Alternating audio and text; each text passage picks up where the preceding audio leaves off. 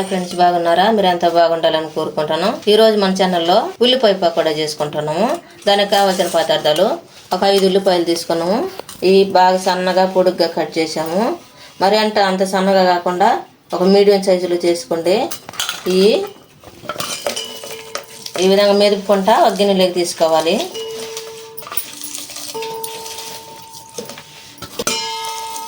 పిల్లకాయలు స్కూల్కి పోయి ఇంటికి వచ్చినప్పుడు మనకి తినడానికి పిల్లకాయలకి స్నాక్స్ కింద ఇవ్వచ్చు.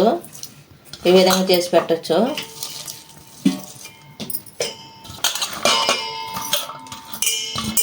మొత్తం బాగా గట్టిగా ఈ విధంగా ప్రెషర్ చేయాలి.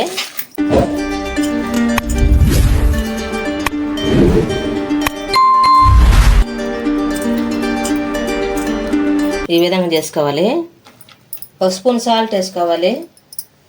ఒక స్పూను కారం వేసుకోవాలి. 2 స్పూన్లు కారం వేసుకుంటాను. ఇవి బాగా మొత్తం కలుపుకోవాలి.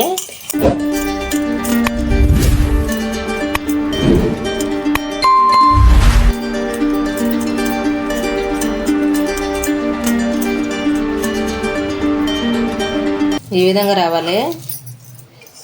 దీనికోసం శనగపిండి తీసుకుంటాను. శనగపిండి వేసుకుంటా కలుపుకోను.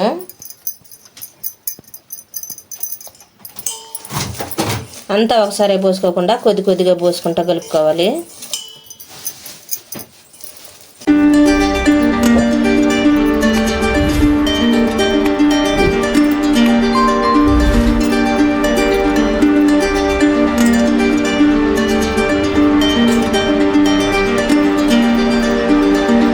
ఈ కప్పు తోటి 1 కప్పు పట్టింది మాకు. కరివేపాకు తుంచేసుకోవాలి.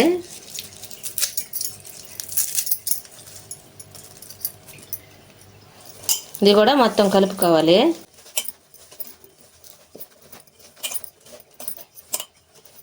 ఈ టైంలో సాల్ట్ వేసుకోవాలి. సాలకపోతే ముందుగా వేసాం కదా 1 స్పూను, సాలకపోతే కొద్దిగా వేసుకోవాలి. మీ టేస్ట్కి తగ్గట్టుగా వేసుకోండి. ఇప్పుడు కొంచెం వాటర్ పోసుకొని కలుపుకున్నాం. ఆల్రెడీ ఉల్లిపాయల్లో నిమ్మ వచ్చింది కదా, ఇప్పుడు కొంచెం వాటర్ వేసుకొని కలుపుకున్నాము. ఈ విధంగా కలిపిన తర్వాత పచ్చిమిరపకాయలు సన్నగా కట్ చేసుకొని వేసుకోవాలి. ఆ తర్వాత కొంచెం బియ్యం పిండి వేసుకోవాలి. మీకు అటు పొడి బియ్యం పిండి లేదనుకో కొంచెం బియ్యం మిక్సీ జార్లో వేసుకోండి. మెత్తంగా పొడి చేసుకొని ఇప్పుడు కొంచెం వాటర్ వేసుకొని కలుపుకోవాలి.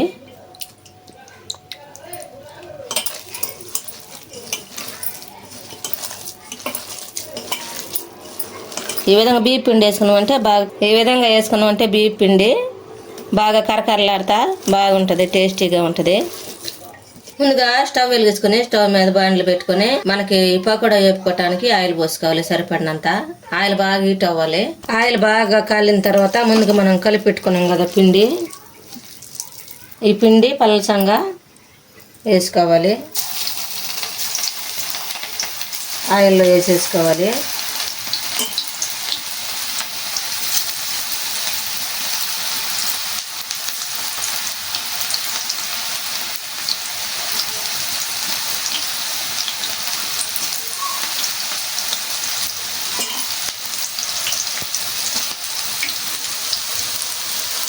A few moments later. ఒక పక్క కాలిన తర్వాత ఇంకొక పక్క తిరగ తెచ్చుకోవాలి.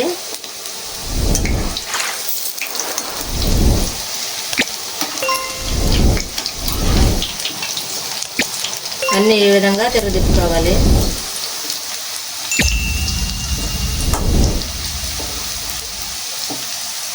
మంట తక్కువలో పెట్టుకొని కాల్చుకోవాలి పకోడా, లేకపోతే మాడిపోతాయి. పైన ఏమో కాలిపోతాయి, లోపల ఉడకుండా ఉంటాయి.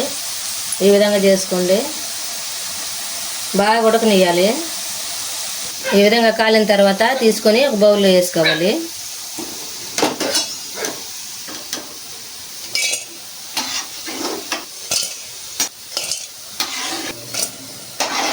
మిగతా ఉండే పిండి కూడా ఆ విధంగానే వేసుకోవాలి.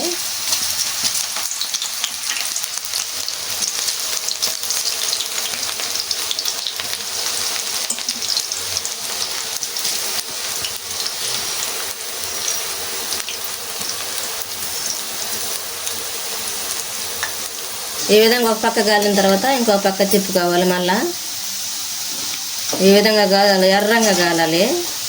ఇప్పుడు స్టవ్ ఆఫ్ వేసుకొని తీసేసుకోవాలి. ఈ విధంగా కాల్చుకోవాలి. ఇవి కూడా బౌల్లో వేసుకోవాలి. ఎంతో టేస్టీగా ఉండే ఉల్లిపాయ పకోడా రెడీ అయింది. మీరు కూడా మీ ఇంట్లో చేసుకుని ఎలా ఉందో మాకు కామెంట్లో పెట్టండి. లైక్ షేర్ చేయండి, సబ్స్క్రైబ్ చేసుకోండి, పక్కన ఉన్న బెల్ నొక్కండి. Thank for watching.